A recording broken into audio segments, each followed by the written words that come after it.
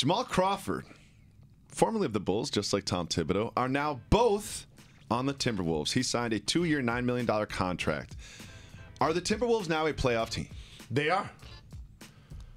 When you look at the landscape of the West, and we have the standings in front of us, if you want to break them down, the Golden State Warriors, San Antonio Spurs, Houston Rockets, Clippers, OKC, and Portland with the healthy Nurkic, they will be in the playoffs. And look, reading between the lines, sorry Jazz fans, sorry Grizzlies fans, seems like there's 2 spots to be taken, one of which I believe will be taken by the Timberwolves. It's way too early. We don't know injuries. All these things can happen. But that other spot just feels a little wide open, doesn't it? Feels like the Denver Nuggets. Or adding Paul Millsap. I like them adding an all-star level player. And they were a game or 2 away. They were a Russell Westbrook miracle shot away from making the playoffs. So I agree with you. If Utah's out, and big shout to Coach Fizz in Memphis, if they're out, Minnesota and Denver elevate themselves. Just for fun, I want to say, maybe the Lakers?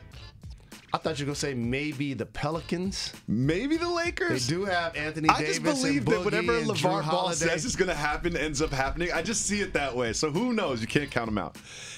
Hold on, hit the brakes. Wait, no, we're moving on. The Lakers ain't making the playoffs this year. Stop We're moving on.